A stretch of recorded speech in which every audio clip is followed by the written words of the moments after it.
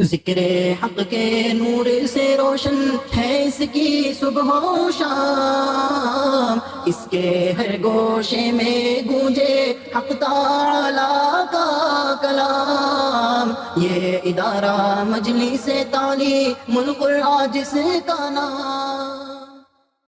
بسم اللہ الرحمن الرحیم۔ اِنَّا نَحْنُ نُحْيِي الْمَوْتَىٰ وَمَا قَدَّمُوا وَآثَارَهُمْ وَكُلَّ شَيْءٍ أَحْصَيْنَاهُ فِي إِمَامٍ مُّبِينٍ۔ صدق اللہ العظیم۔ اللہم صل علی محمد وعلی آل محمد وبارک وسلم۔ میرے بہت ہی قابل احترام بزرگوں اور بھائیوں، گزشتہ جمعہ بھی آپ کے خادم نے سورہ یاسین شریف کی اسی آیت شریفہ کی روشنی میں کچھ باتیں عرض کی تھیں، اور کچھ مزید باتیں انشاءاللہ آج آپ کے گوش گزار کروں گا۔ بہت حساس مضمون ہے اور پوری امت مسلمہ کے ایک ایک فرد سے متعلق مضمون۔ آیت شریفہ میں رب تعالیٰ نے فرمایا کہ اِنَّا نَحْنُ نُحْيِي الْمَوْتَىٰ، بے شک ہم مردوں کو زندہ کریں گے، وَنَكْتُبُ مَا قَدَّمُوا وَآثَارَهُمْ، اور ہم لکھتے جاتے ہیں جو کچھ یہ اپنے آگے بھیجتے ہیں اور جو کچھ یہ اپنے پیچھے چھوڑتے ہیں۔ وَكُلَّ شَيْءٍ أَحْصَيْنَاهُ فِي إِمَامٍ مُّبِينٍ، اور یہ ساری چیزوں کو ہم نے بہت پہلے سے اس کو ایک زبردست کتاب یعنی لوح محفوظ میں لکھ رکھا ہے۔ اس آیت شریفہ میں اعمال کی دو شکلیں ہیں۔ ایک انسان کے وہ اعمال جو وہ اپنے آگے بھیج چکا ہوتا ہے، اور ان اعمال کا سلسلہ اس کی موت کے ساتھ بند ہو جاتا ہے۔ اس کا ایمان سب سے بڑا عمل، پھر اس ایمان کی روشنی میں اس کی نمازیں، اس کی تلاوت، اس کا ذکر اللہ، اس کا روزہ، اس کا حج، اس کی زکوٰۃ، یہ سارے کے سارے اعمال جو ہیں یہ اپنی زندگی میں کرتا ہے، لیکن جب اللہ تعالیٰ کی بارگاہ میں اس کو بلا لیا جاتا ہے تو ان سارے اعمال کا سلسلہ منقطع رک جاتا، ختم ہو جاتا۔ مگر رب نے فرمایا وَآثَارَهُمْ، اور ان کے وہ اعمال جس کے اثرات انہوں نے چھوڑے ہیں، ایسے اعمال کہ یہ چلا جاتا ہے، اس کی موت ہو جاتی ہے، یہ خود کوئی عمل نہیں کر سکتا، لیکن اس کے بعض اعمال ایسے ہیں جس کے اثرات بعد میں باقی رہتے ہیں، اور جب تک وہ اثرات باقی رہتے ہیں تب تک اللہ تعالیٰ اس کو اس کا اجر، اس کا بدلہ عنایت فرماتے رہتے ہیں۔ اور پچھلے جمعہ جس بات پر مضمون آ کے پورا ہوا تھا کہ جس طرح اعمال نیک کا ثواب جاریہ ہوتا ہے، اسی طرح اعمال بد کا عذاب جاریہ بھی ہوتا ہے۔ اس پر آ کے مضمون پورا ہوا تھا۔ اب آگے کی بات، اس مضمون کو لینے کی وجہ ہوئی کہ مسلمانوں میں ایک طبقہ ایسا ہے جو ایصال ثواب کا قائل نہیں ہے، کہتے نہیں، جو آدمی مر گیا اس کے اعمال ختم ہو گئے، اب اس کو کسی بھی طرح سے کوئی فائدہ نہیں پہنچایا جا سکتا۔ اس کی وجہ سے، اور سوشل میڈیا پر یہ جو چلتا ہے کہ اس پہ بحث و مباحثہ، اور پھر کیا کیا لوگ، اللہ کی پناہ، علم اگر آدمی کو پھر گوگل سے اور انسٹاگرام سے اور واٹس ایپ سے سیکھنا ہے تو بس ہو گئی، اس کی فرصت ہو گئی۔ علم جو ہے، علم دین بطور خاص، یہ اس کے اندر سب سے زیادہ اہم ترین چیز جو ہے وہ علم سینہ ہے۔ ہم اور آپ جو قرآن شریف الحمدللہ پڑھتے ہیں، جیسا بھی اللہ کی توفیق ہے، بھئی جتنی تجوید اس کے پڑھنے کا حق ادا کرنا وہ تو ہم کو آتا نہیں، لیکن جیسا بھی اللہ نے سکھا دیا ہم اور آپ پڑھتے ہیں۔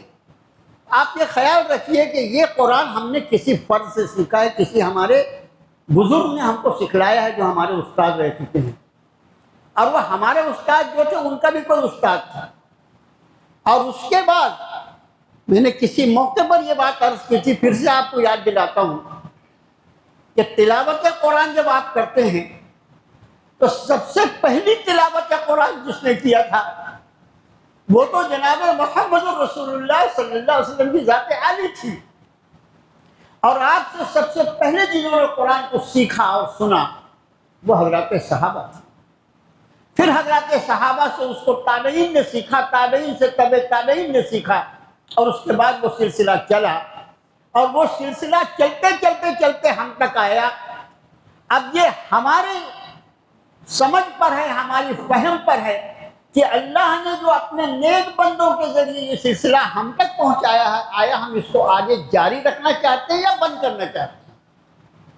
اور یہ یقین مانیے کہ جتنا قرآن ہم پڑھتے ہیں اور جب تک ہم قرآن کی تلاوت کرتے رہتے ہیں، یہ بات جو بہت خیال رکھنے کی ہے، جب تک ہم قرآن کی تلاوت کرتے رہتے ہیں اس وقت تک ہمارا سلسلہ براہ راست نبی کریم صلی اللہ علیہ وسلم سے مل جاتا ہے، اس لیے کہ اس قرآن کو سب سے پہلے آپ نے سنا ہے۔ اب ظاہر ہے کہ یہ کیسے ممکن ہے کہ اس تلاوت قرآن کو جو اللہ نے جو محفوظ فرمایا اپنے جن بندوں کے سینوں کو اور ان کی محنتوں کو قبول فرما کر بعد میں قرآن پڑھا جائے اور اللہ ان کو اجر و ثواب سے محروم کر دے، کیسے ممکن؟ اب قرآن شریف کی ایک آیت شریفہ سورہ نساء، میں کوئی حافظ قرآن نہیں ہوں، اور یہ کبھی کبھی کچھ آیتیں تلاوت میں ایسی آ جاتی ہیں کہ جن میں مضمون کو لگتا ہے ارے اس آیت کا نمبر یاد ہو جانا چاہیے، تو اتفاق ایسا، ویسے عام طور سے آیت کا نمبر بتانا میرے بس کی بات نہیں ہے، لیکن اس آیت کا نمبر 85 ہے۔ سورۃ النساء چوتھے پارے کے آخری حصے سے شروع ہو کر پوری 5واں پارہ سورۃ نساء ہے، اور پھر چھٹے پارے میں ختم ہوتی جاتی ہے، طویل سورت ہے۔ اس سورت کی 85 نمبر کی آیت 85، میں اتنا اس لیے بتا رہا ہوں کہ میری درخواست ہے، مقدمانہ گزارش ہے، دل کی تڑپ کے ساتھ عرض کرتا ہوں کہ اپنا تعلق اللہ کی کتاب سے جوڑو میرے بھائیوں، اس سے بغیر بات بنے گی۔ سورہ نساء کی اس آیت کے پہلے یہ آیت شریفہ آپ کو میں پڑھ کر سنا دوں، جس میں اپنے نبی پاک صلی اللہ علیہ وسلم کو فرمایا کہ فَاسْتَمْسِكْ بِالَّذِي أُوحِيَ إِلَيْكَ إِنَّكَ عَلَىٰ صِرَاطٍ مُسْتَقِيمٍ، آپ مضبوطی سے تھام لیجئے نبی صلی اللہ علیہ وسلم اس کو جو آپ کی طرف نازل کیا گیا ہے، آپ کی طرف وحی فرمایا گیا ہے، انکا علی صراط مستقیم، کہ بے شک آپ ہی سیدھے راستے پر، وَإِنَّهُ، اور بے شک وہ جو نازل کیا گیا ہے، جو وحی کی گئی ہے، یہ جو قرآن ہے، وَإِنَّهُ لَذِكْرٌ لَكَ وَلِقَوْمِكَ وَسَوْفَ تُسْأَلُونَ، اور یہ قرآن آپ کے لیے بھی اور آپ کی پوری قوم کے لیے نصیحت نامہ ہے، اور تم سب سے سوال کیا گیا۔ کسی کتاب کے بارے میں نہیں پوچھا جائے گا، قرآن حشر کے میدان میں قرآن کہہ رہا ہے وَسَوْفَ تُسْأَلُونَ، اور تم سب سے پوچھا جائے کہ میں نے جو اپنا کلام جس کا اصل مقام بل ہوا قرآن مجید فی لوح محفوظ، جس کی اصل جگہ تو لوح محفوظ تھی، اور اس لوح محفوظ سے میں نے اپنے نبی پاک صلی اللہ علیہ وسلم کے قلب انور پر نازل فرما کر اس کو تیری زبان سے ادا کروایا تھا۔ تیرا وہی منہ جس سے تو جھوٹ بولتا تھا، جس سے تو غیبت کرتا تھا، جس سے تو مسلمانوں کی آبروریزی کرتا تھا، جس میں تو حرام و حلال کا فرق نہیں سمجھتا تھا، جس سے تو گالیاں بکتا تھا، اسی زبان سے میں نے اپنے کلام کو ادا کروایا تھا۔ اس کلام کا تم نے کیا حق ادا کیا؟ فَسَوْفَ تُسْأَلُونَ، تم سب سے اس کے بارے میں پوچھو، اور کسی کتاب کے بارے میں۔ میرے بھائیوں، آیت نمبر 85 سورہ نساء، فرمایا مَن یشفع شفاعۃ حسنۃ یکن لہ نصیب منہا،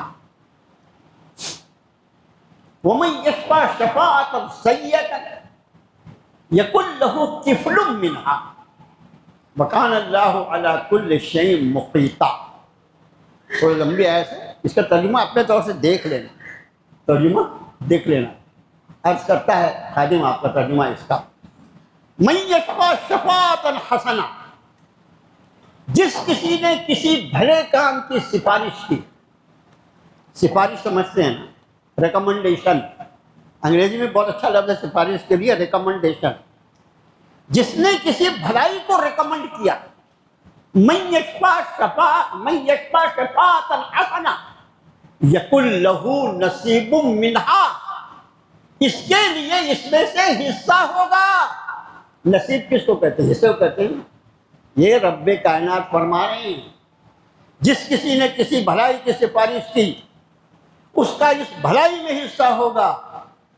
من یشفع شفاعۃ سیئۃ یکن لہ کفل منہا، اور جس کسی نے کسی برائی کی سفارش کی اس کے لیے اس برائی میں سے حصہ ہوگا۔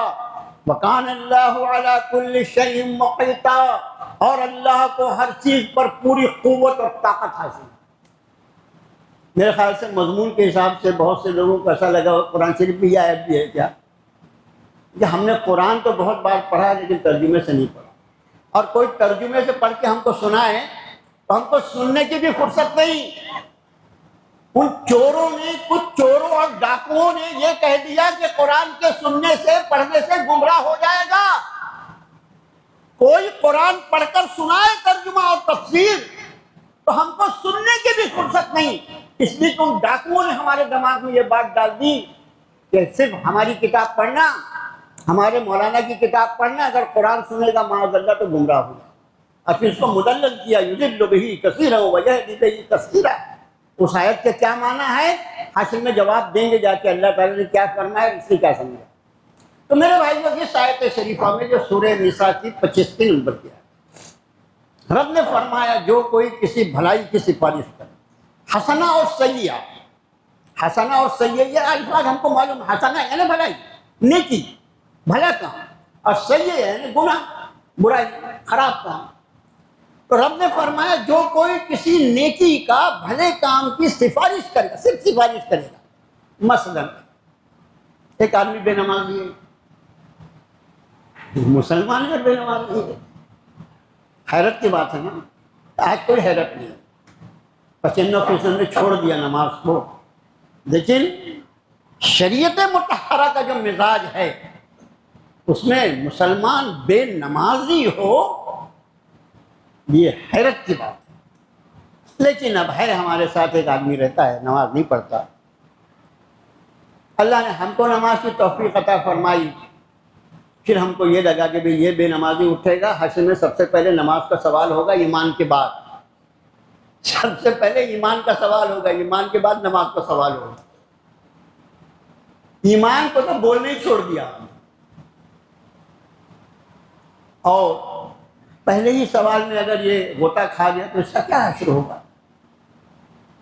اس کو نماز پڑھا کرو بھائی، نماز پڑھا کرو، 1 بار 2 بار 4 بار 10 بار، بولتے بولتے بولتے اللہ نے اس کو توفیق۔ ہمارے آپ کے بولنے سے کچھ نہیں ہوگا، اس چکر میں مت رہنا میرے بولنے سے وہ نمازی ہو گیا، میرے بولنے سے نمازی ہوتا تو میرے گھر کے لوگ نمازی ہوتے، میرے بچے ہوتے، میرے بال بچے، میرے ابا، میری اماں، میری بیوی، سب نمازی ہوتے نا، وہاں بھی ٹھکانا نہیں ہے۔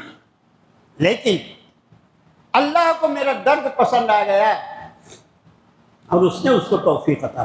ہمیشہ یہ یاد رکھو، کرنے والی ذات اللہ، کرنے والی ذات اللہ، اس نے اس کو توفیق عطا فرما دیا۔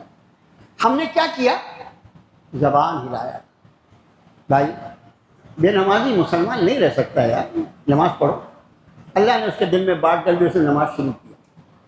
اب آیت کیا کہتی ہے؟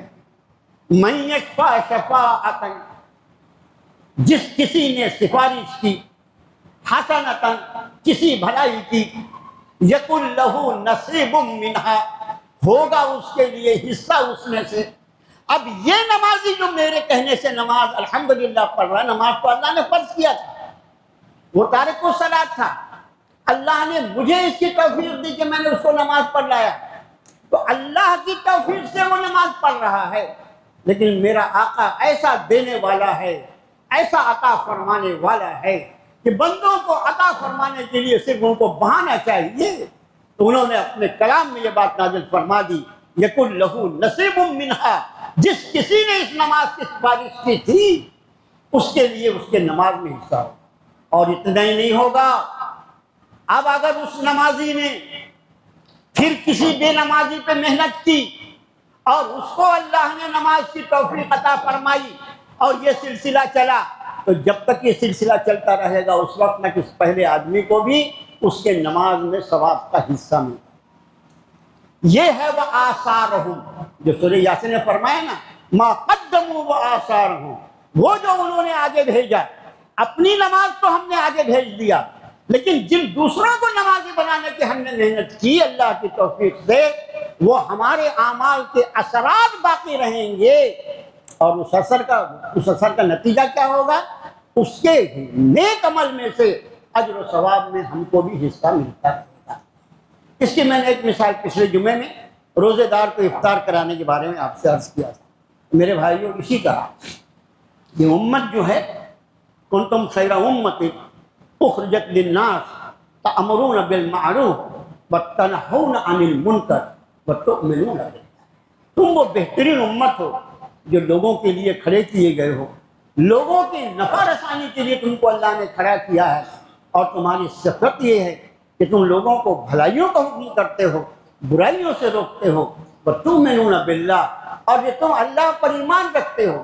تمہارا دونوں کام، وہ جو تم بھلائیوں کا حکم کرتے ہو وہ بھی صرف اللہ کے لیے ہوتا ہے، اور وہ جو تم برائیوں سے منع کرتے ہو وہ بھی صرف اللہ کو راضی کرنے کے لیے ہوتا ہے۔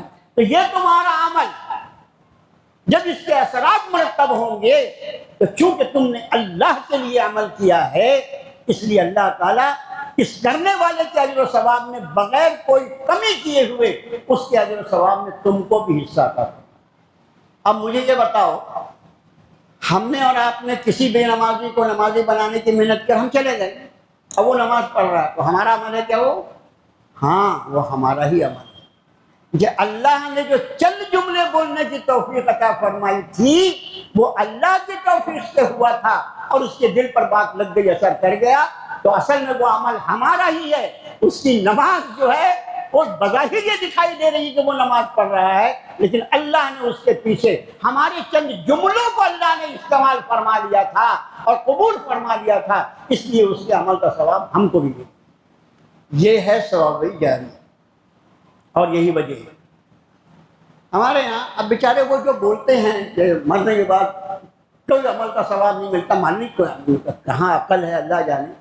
قرآن شریف کی تفسیر کے لیے پورے قرآن پہ نگاہ ہونا ضروری ہے۔ پورے قرآن میں تفسیر جو ہے قرآن شریف کے مضامین، جیسے طلاق کے مسائل سورہ بقرہ میں بیان ہوئے، سورۃ الاحزاب میں بیان ہوئے، اور پھر 28ویں پارے میں تو پوری سورہ طلاق میں ہے۔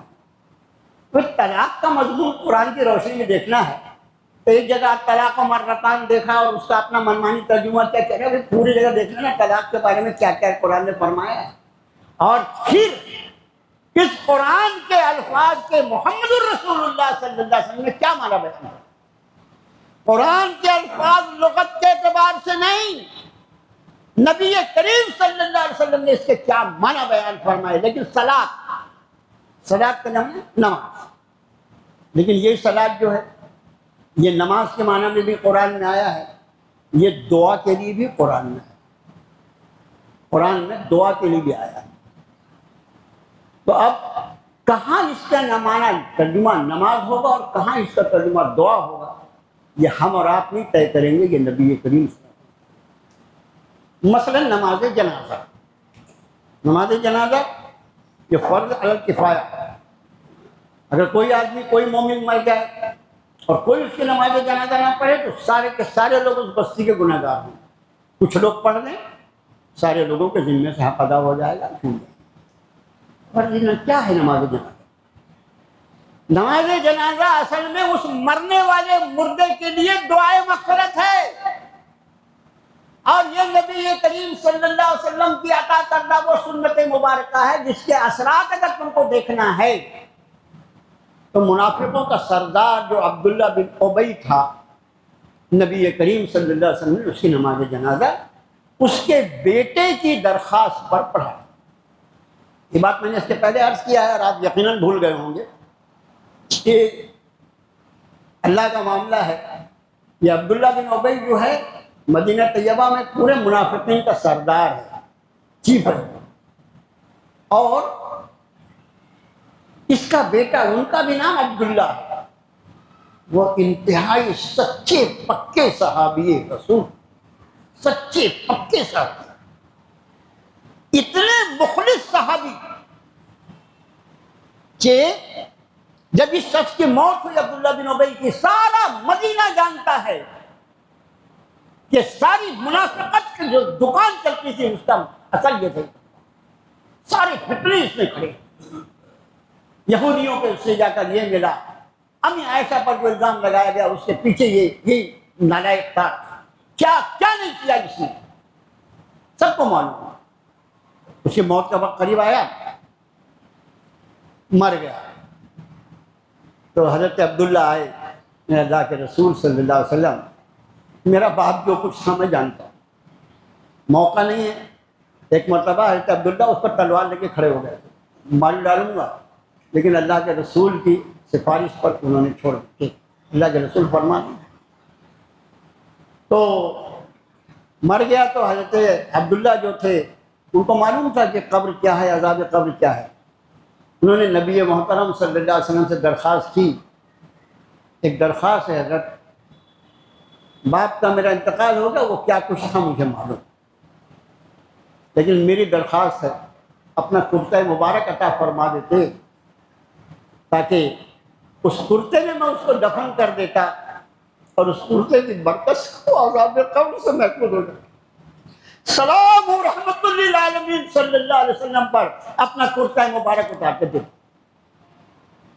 جس نے زندگی ہر مخالفت کی اسلام کی اور اتنے شدید نقصان پہنچائے اس نے مدنی زندگی میں کہ اس کا احاطہ مشکل ہے، اور رسول اللہ صلی اللہ علیہ وسلم کا حسن اخلاق یہ ہے کہ اس کی کفن کے لیے اپنا کرتا دے دیا اتار کے۔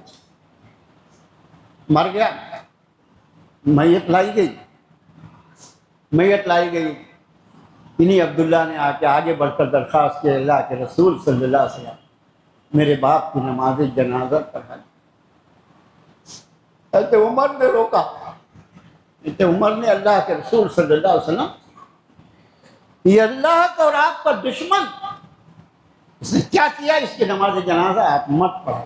حضرت عمر نے روکا، لیکن نبی کریم صلی اللہ علیہ وسلم جب کوئی فیصلہ فرما لیا تو وہ چاہے عمر ہو یا ابو بکر ہو، کوئی آڑے نہیں آ سکتا تھا۔ اللہ کے رسول نے اس کی نماز جنازہ پڑھا دی۔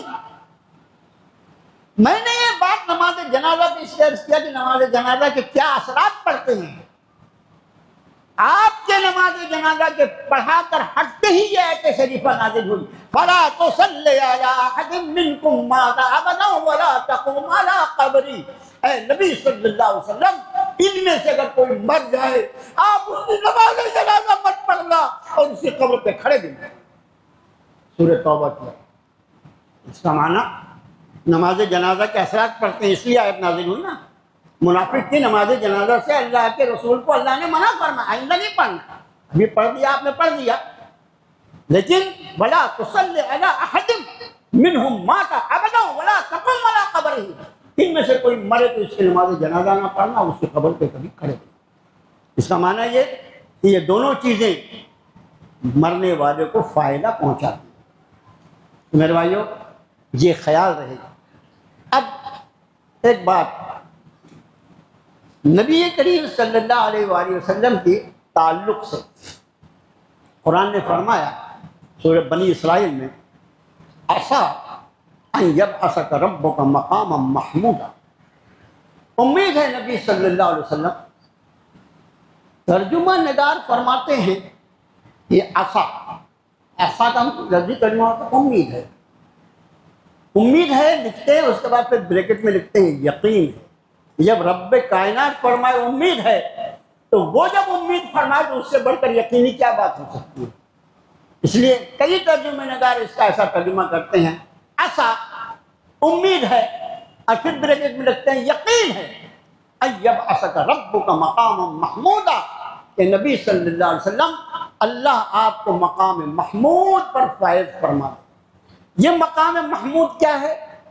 یہ ایک ہی مقام ہے جنت کا، اکیلی جگہ ہے۔ اور بعض محدثین یہ فرماتے ہیں کہ یہ جنت الفردوس کا وہ حصہ ہے کہ جس کی چھت عرش الہی ہے، جس کی چھت عرش الہی۔ نبی کریم صلی اللہ علیہ وسلم کے لیے فرمایا آپ کو مقام محمود عطا فرمایا۔ اس کی وجہ محدثین اور مفسرین یہ بیان کرتے ہیں، میں اور آپ، ہمارے درمیان اور نبی کریم صلی اللہ علیہ وسلم درمیان 1500 سال کا فاصلہ، 1448 ہجری چل رہی ہے، 1500 سال کا فاصلہ، یہ تو ہجری سال سے، اس میں اور 13 سال جوڑنے پڑیں گے،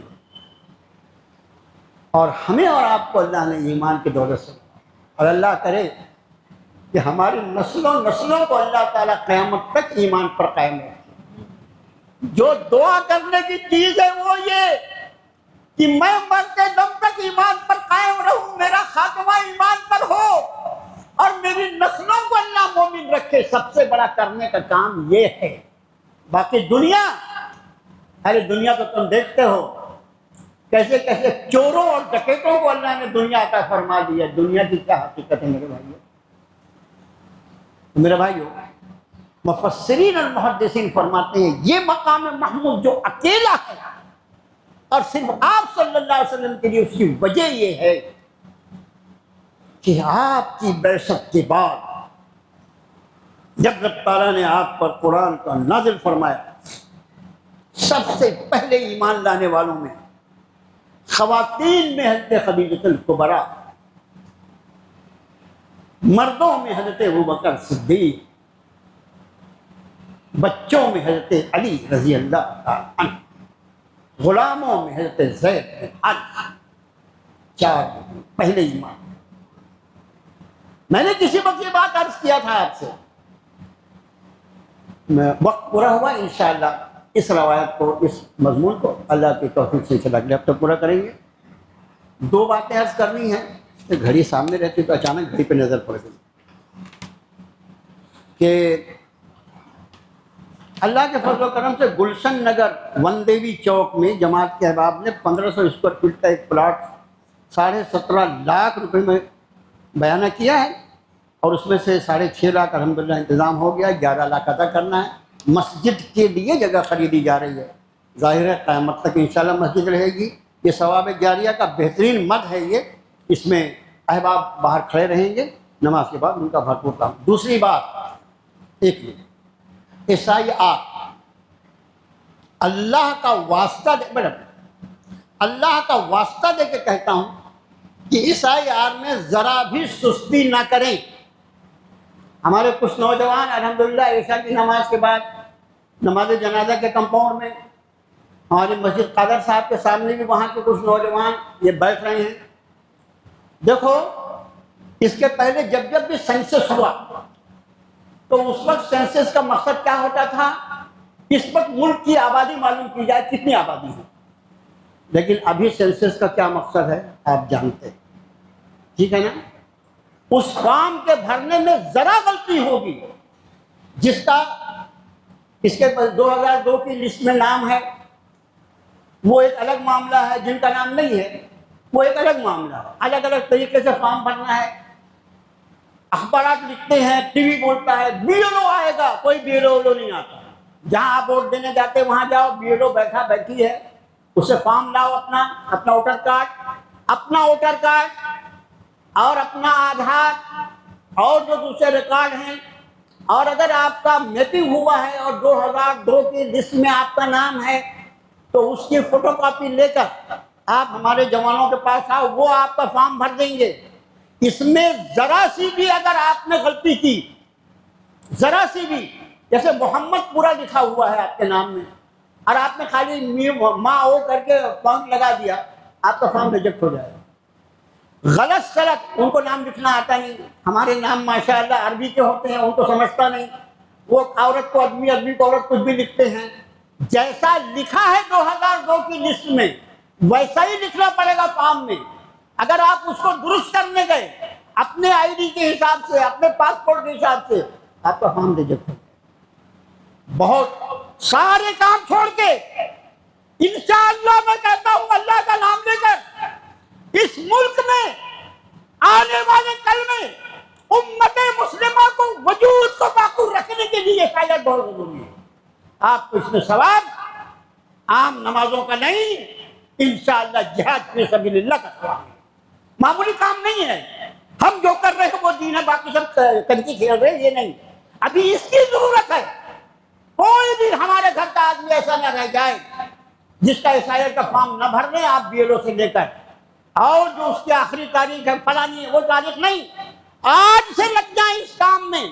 ابھی سب سے اہم کام جو ہے وہ یہ ہے SIR کی جو کارروائی، اور یہ پہلی کارروائی ہے، اس کے بعد اگلی کارروائی، اس میں بالکل آپ لگے رہیں، اس کے ریکارڈ جو ہیں پہلے سے تیار رکھیں، اس لیے کہ یہ SIR جو ہے یہ کس لیے کیا جا رہا ہے، ان کی نیتوں کو آپ بھی جانتے ہیں، اور ان کی نیتوں کو اللہ تعالیٰ کس طرح ظاہر فرما رہے ہیں، کس طرح چوک پر ذلیل کیا جا رہا ہے، وہ دنیا دیکھ رہی ہے، لیکن اس کے لیے شرم بھی تو ہونا چاہیے نا، شرم ہی نہیں ہے تو کوئی کیا کرے گا۔ بہرحال SIR کے معاملے میں عبادت سمجھ کر اس کام میں لگ جائیے، آپ خود اپنے گھر والوں کے لیے اور اپنے پاس پڑوس کے لیے اس میں لگ جائیے، انشاءاللہ زبردست اجر و ثواب سے نوازا جائے گا۔ صلی اللہ علیہ وسلم۔